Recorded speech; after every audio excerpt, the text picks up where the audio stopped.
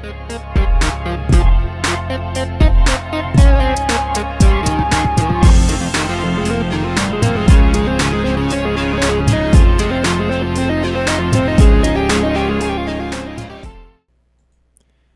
what's up, y'all? Hi. Welcome to our first, I guess, video together. It is. Top 6 that we is. have. As you all saw in the intro, it's going to be top 6 Thinky Fillers. So you want to tell folks what exactly a Thinky Filler is? Sure. So at Heavy Cardboard, we categorize a filler as a game that you wouldn't specifically go to game day to play. Right. Like I imagine that most everybody knows what a filler is, Right. but for us, it's exactly what you said. So usually I would say sub an hour time frame, maybe even sub 45 minutes or at most 45 minutes, Yeah, I would say so. Yeah, I would agree with that. All right. And thinky meaning, it requires meaningful decisions. It's not just mindless drivel. Right. That there are games out there that we're not super keen on. Yes. And probably will not be found on our top 6 Correct. Thinky Fillers. Yes.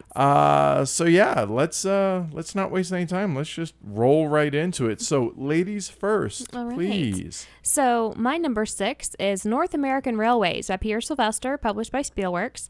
It is literally 18XX, the card game. Yeah, I mean, I like the game. Yeah. It actually wasn't. It didn't make my. Let me do my quick math. Didn't make my top 12. Really? That surprises me. Kind of surprised me too when we were going through doing this list. But I thoroughly enjoyed the game, and I like the temporary and emerging alliances that might only last. Less than a full orbit around the table. Yes, less than a whole turn. Yes. So why do you have it as your number 6 though? Because it gives you a very good feel of an 18XX game. It's I read a review that someone said that you could play it with a 9-year-old and they could understand it and maybe even win, but it would also make everyone else around the table have to make meaningful decisions the entire time that you're playing. You're not just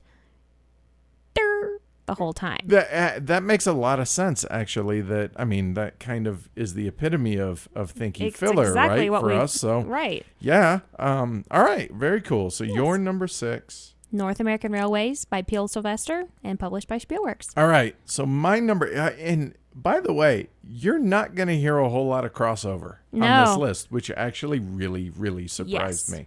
So my number 6, and I had as much or as hard a time ranking these as I did picking my number 6 game, which my number 6 is not number 6. And what I mean by that is the one that was last onto my list actually ended up higher when I finished ranking. You know what I mean? Yeah. So I had 5. So it's not first in, first out. Choosing the 6th wasn't my number 6. It actually ends up higher on my list. So I just found that interesting, like you said, that just the way these lists morph, right? And how you go about trying to rank stuff. So, all right, enough stalling. My number 6 is Battle Line by Reiner Knizia, published by a whole bunch of publishers. We're going to call it GMT Games. Well, we recently did a live stream of Battle Line, and I love the decision, the tug of war that you have when you're placing the cards down. And, it does have poker hands is what you're trying to make, which kind of makes sense for me. And I love the whole cat and mouse. Oh, I'm going to play over a card over here. But does that mean I'm actually going for that? Or am I just kind of stalling over there while I'm hoping you're playing a card in one of these other rows here? And when we played it again, I was like, yeah, I forgot just how much I really enjoyed this game. Yeah. And I was like, that's got to make my list. And here it is. So, like I said, I had 12 that I had to pare down. So making the top 6 anywhere in your top 6 is going to be really high ranking, I feel really. It really is, yeah. So how about you? How come it didn't make your list at all? Because to me, that is more a 2-player game than a filler game. I don't think about it as a filler. I think of it as you and me sitting down to play a game. But doesn't it also? I mean, absolutely. It is categorized as a filler in our, how we categorize things, but in my brain, it's not a filler. Okay, I got nothing to that. So, okay, we'll go with that. So you see it as a 2-player game, which is a different category than filler. In my head, yeah. All right, fair enough. Well, Battle Line, Reiner Knizia, GMT Games, my number 6. All right. My number 5 is Card City by Alban Viard, published by AV Studio Games. Narrowly, this is in my top 12. All right, not in your top 6, though. Not in my top 6, though. All right. This is a very good introduction to Alban's Small City series because it gives you a very good and very quick and easy layout of, okay, this building can go next to this building, but if that building goes next to that building, then it causes it gets you in the right mindset to go on to his bigger games. Yeah, and I struggled with this one. I wanted to put it into my top 6, but obviously it didn't make it. Right.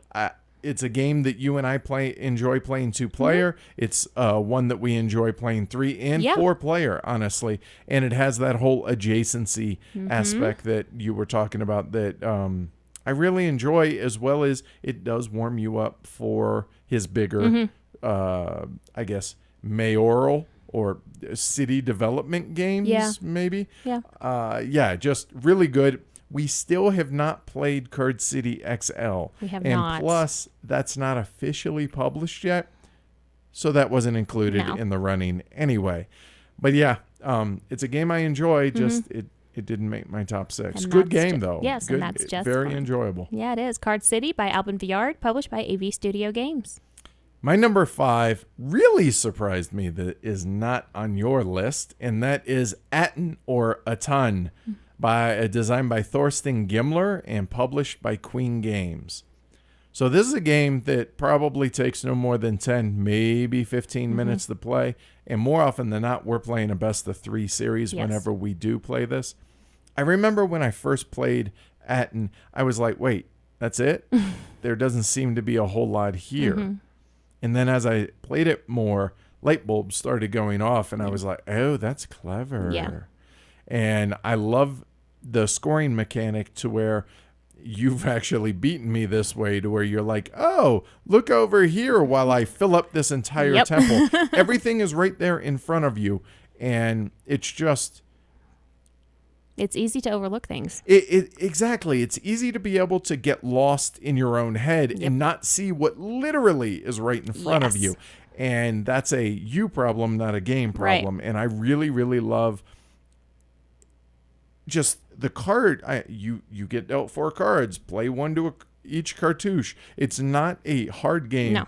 Yeah, I think the rules are 3 pages. I think and so, even then, most of it is examples and stuff like that.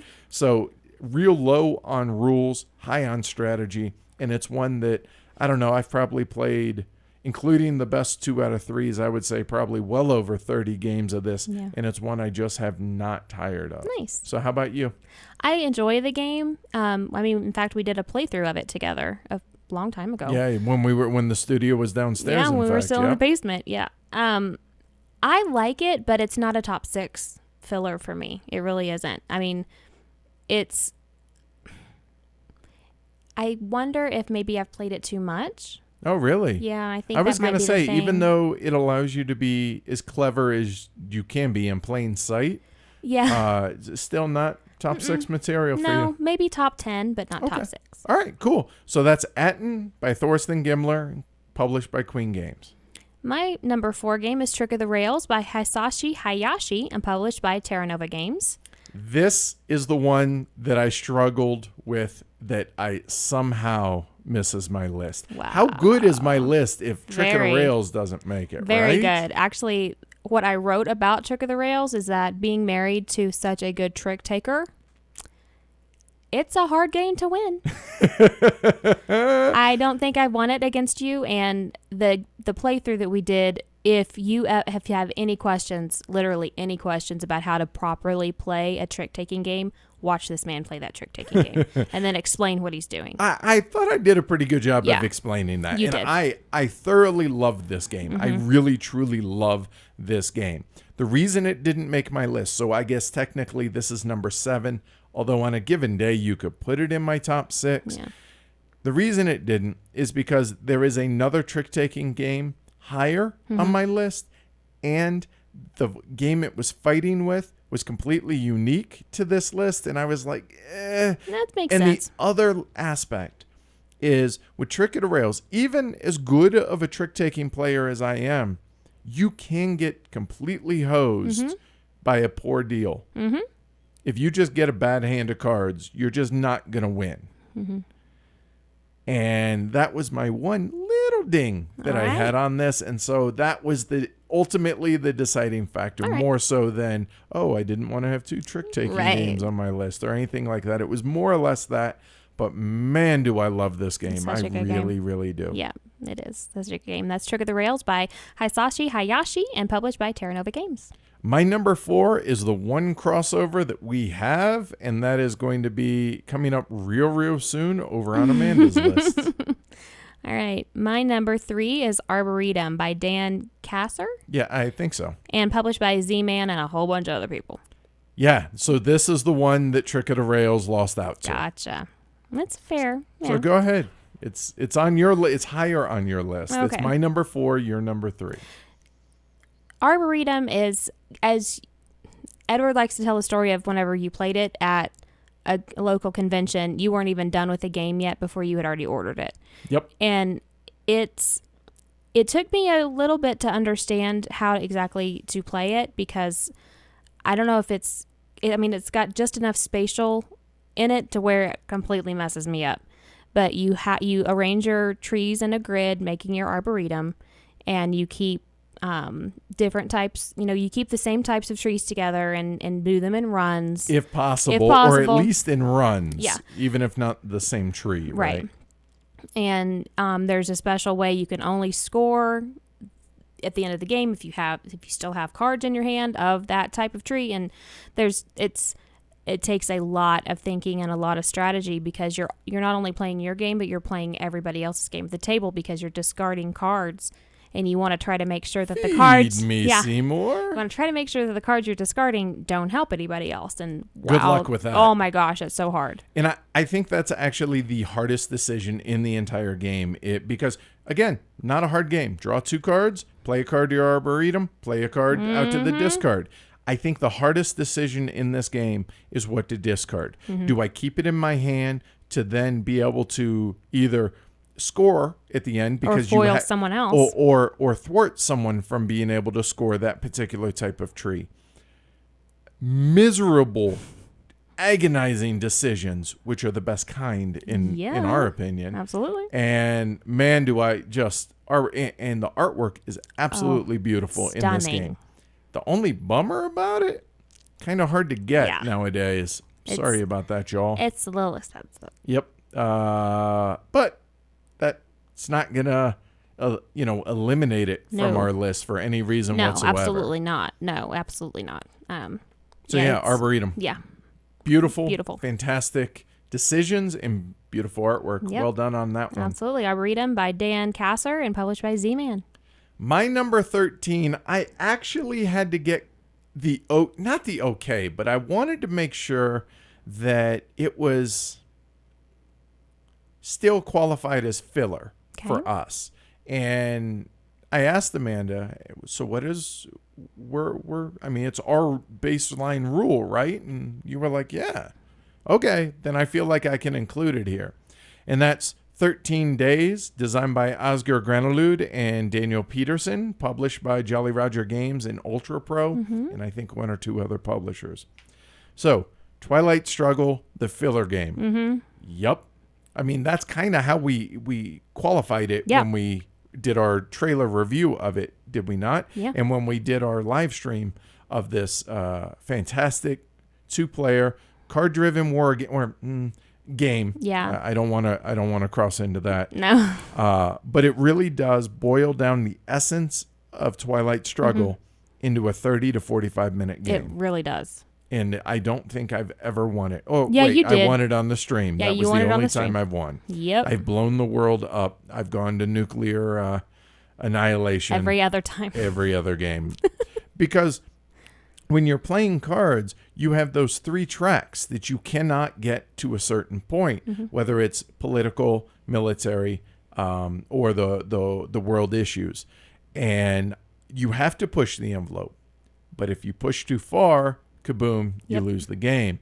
And I haven't quite managed, or mastered, I should say, how far to push and when you got to pull back. Yeah. And it's just a really great thrust and parry, back and forth game that is over in 30 to 45 minutes. And you're like, all the cards are thematic. It really does give that Twilight Struggle feel. It really does. In, a filler time frame. Now, obviously, there's a lot of stuff that's been removed to make that happen. Well, yeah. And it is its own game. But even so, I feel like it's a remarkable accomplishment to get that game, its core, dialed down to that kind of game. Definitely. So that's why it's number 3 on my list. Yeah. Why isn't it on yours? Or not why isn't it? What are your thoughts on it? This is another game that I don't really think of as a filler game. I don't know why I mean, you know the definition. I mean, you told everybody the definition. I completely understand the definition, but just all the games that I have on my list are more than 2 players. I don't know if that was like a subconscious thing. It had to have been. All right. Hey, you went about it in a different direction. I didn't do it on purpose, but I had 10 to 12 games as well, and most of yours were on there. But I wheedled them down to this. All right. Fair enough. All right. But you enjoy the game. I do enjoy 13 Days. Okay. Especially whenever I don't blow up the world.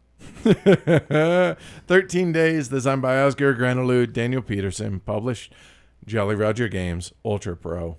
My number 3 game. My number 2 is Pi Mal Flaumen by Matthias Kramer and published by Pegasus Spiele and others, I think. It's another beautiful card game. It's another game like Arboretum that has stunning artwork that just enough to make you think while you're playing, but not so much that your brain's fried. You can play it at the end of the night and go home with a nice feeling, nice taste in your mouth from, maybe having played 1822 for 13 hours. You can play a little... Or 6. Come on now. A little pretty game and then, go home. Yeah, the artwork on this, it's like those old school scientific drawings that they used to do. Like the botanical drawings. Yeah, there you go. Wow. Yeah. Just amazing artwork, although the dogs seem a little off. But the fruit itself in the game, the fruit cards look fantastic. I enjoy the game. Not in my top 12. I don't enjoy it that much. I think, looking at my list, actually, I almost went about it a different way, is the fact that you had to have 3 or more players in this game to be able to play it. And so that's why it went a little bit lower on my list. That's fair. I enjoy the game, and it's a clever little trick-taking game and set collection game that we both definitely enjoy. But it's good, but I don't think it can hold a candle to my top 12. All right. That's fair. And that's Pi Mal Flaumen by Matthias Kramer, published by Pegasus Spiele. That's my number 2. So my number 2 basically is a deck of cards with a little bit more. And that is Wizard, designed by Ken Fisher and published by about 20 different publishers. So pick one. Wizard. It is kind of, it's spades, not spades. It's more like hearts boiled down with a little bit extra is what it is. To where... With jazz hands? Yeah, jazz hands. So the difference between your standard 52 card deck of cards and Wizard is there are 4 jesters and there are 4 wizard cards, as well as ace through, or I guess 2 through ace of the other 4 regular suits. Jesters, no matter what they follow or if they lead, can never win a trick, and wizards, if they're the first wizard play, trumps trump. It trumps everything. And I think these are called ladder games. I think so. I'm still not 100% familiar with that aspect of the hobby. But because I'll be honest, never played Tichu, so I can't really can't speak to that. So in Wizard, if it scales depending on how many players you're playing, how many hands you're going to play. And in the first hand, you get dealt one card, and you have to bid on how many tricks you're going to take. The second hand, it's 2 cards, 3, 4, so on and so forth. And it's played solo, but just like other high-end thinky trick-taking games, there is ways to trap other players, just like in a hearts or spades type game. And assuming that we didn't count any just standard deck of card games for this list, Wizard had to be in here. Every time I play it, I'm like, man, do I really love this game. Yeah, just a lot of fun. Do you enjoy Wizard? I enjoy trick-taking games, but I'm so terrible at them that it kind of hurts my enjoyment. Okay. It takes it down a notch. Okay. So not going to see any trick-taking games here in your top 2? No. Or top 1 top one that's left? No. All right. So that's Wizard, Ken Fisher, and everybody published this apparently. So, ma'am, your number 1 is? San Juan. This is Puerto Rico light. It's like Card City in that it's a good introduction to Puerto Rico. It's a good introduction to a heavier Euro. Or say, I hear everybody screaming at the radios or on YouTube right now saying, what about Race? What about Race for the Galaxy? This is an intro to that game, and Race is a much better game. Well, that's not on her list. So, okay, talk about San Juan. Well, and I've also only played Race for the Galaxy once, so I really can't. We're going to address that, people, I promise, okay? So I really can't speak to it. But it uses the same mechanics. It's got the same roles that everybody takes. It's got the same... In Puerto Rico, you're talking? Yeah, as in Puerto Rico. And it's, you produce, and then you sell what you produce to get more cards, and everything is card-based. There's no money, there's no anything. Everything is the cards. So the money actually is your cards, right? Correct. So, but yeah, I mean, is it on your? It's not on your list, I assume. Well, no, because I would have said as much, but it is in my top 12, and this was a really tough one to leave off. I'll be honest. When we're done with this, and I talk about the other 7 that were left off of my list, that was really hard to leave this off. I thoroughly enjoy playing this. I'll be honest. I can't speak for you. I have never played this anything other than 2-player with you. I think I've played it once with 3. Maybe. I think, but I'm not 100% sure. I would like to experience that. I never have. So, yeah, it's just it's simple, yet, I mean, end of a hard day. Hey, you want to play something? Yeah, what do you want? Yeah, let's throw San Juan down. Done. All right, cool. Sounds good to me.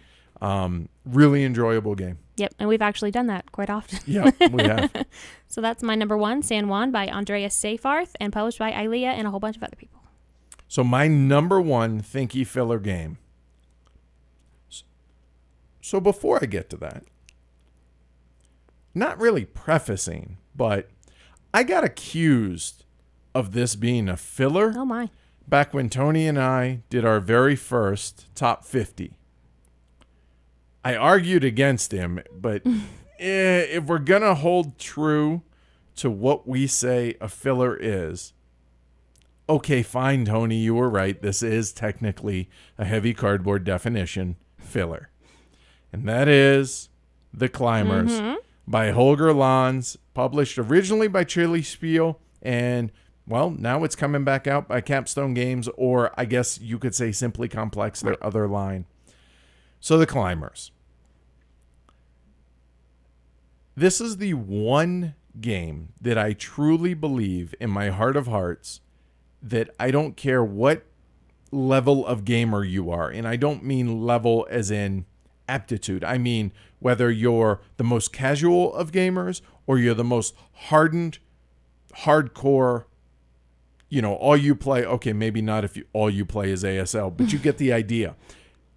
Anybody in that range can thoroughly enjoy a game of The Climber. So this is the one game in existence that I feel everybody in this hobby should own a copy or could own a copy. So the climbers, it looks like a total kids game. It's just a bunch of blocks. You got little dudes that your job, it's king of the mountain, whoever makes it to the top when nobody else can move blocks wins. And that I've seen that thing get 2, almost 3 feet high on the table as you're stacking blocks and moving. And it looks like this little kids game. And it is thoroughly cutthroat. It is thoroughly brutal and really racks your brain a lot harder than you would ever consider it being, or you will have to rack your brain harder than you ever thought you would have to by the end of this game. And plays in, I don't know, about 45 minutes or so. And there's a variant, be able to use your ladders across crevasses and all that. And yeah, this is one of my top 20 games of all time, period. Maybe even top 10. So, of course, it's going to be my number one Thinky Filler. Right? Yeah. So, where the hell is it on your list? There are these other games that I would like to play more. I can't say you're wrong because, okay, you would like to play those more, but it belongs on your list. I'm just saying. Okay, fine. It's 6A. How about that? You don't have to give in. I'm just saying. All right, so that is my number one, The Climbers by Holger Lons, Chili Spiel, Capstone Games, Simply Complex, whatever. Yes. All right. So before we bid y'all adieu from WBC, although we're there right now when y'all see and hear this. Future us are there right now. That, yes. How's the mountain biking, I want to know, and the hiking? Yes. And the tournaments. 500 to 1? Really? Should email us and let us know, future us. All right. So the other 7 that really I struggled with on my list. In no particular, well, I will. I'll start with the one that I haven't played enough to be able to put on here. Is Race for the Galaxy. The reason is we played that really early on in the hobby, and the iconography just for both of us was way beyond what we were capable of really truly digesting at that point. And we kind of wrote it off. You enjoy Roll for the Galaxy. And so we were like, hey, why don't we try Race? Well, one of our patrons actually sent us a copy. We're going to get to it, Brad, I promise. We just haven't played it enough in the last 5 years almost to really give it a fair shake so far. So that's why that's not on here. The other ones, Card City, which you mentioned, San Juan, which you mentioned, Doc Miss. I love that twisty, just twisty turniness. Yeah, it's so simple of a game, but really, really clever. Every time I see it, I see new moves that I never would have thought of that I see other people do. Really enjoyable game from last year. Just narrowly missed making the list. Trick of the Rails, which I've already talked about. And last but not least, the one that most surprised me that was not on your list, a little under the radar game from What's Your Game, Oddville. Almost made mine, just missed it. Why didn't it for you? It almost made mine as well. Okay. These other ones just outranked it. Sure. And for a filler, in my opinion. Okay, so do you have any others that just missed your No, list? I deleted them all. Oh, okay, fair enough. All right. Gone from memory forever to not be spoken about. All right, so that's our top 6 Thinky Fillers. Obviously, we're curious what y'all's are. Leave them down in the comments or email us. Anything. Just go to heavycardboard.com. You can hit us up there. That's really all I got. Yep. You? Same here. Cool. All right. Thanks, everybody, for watching, and let us know what your top 6 Thinky Fillers are. See y'all later. Bye.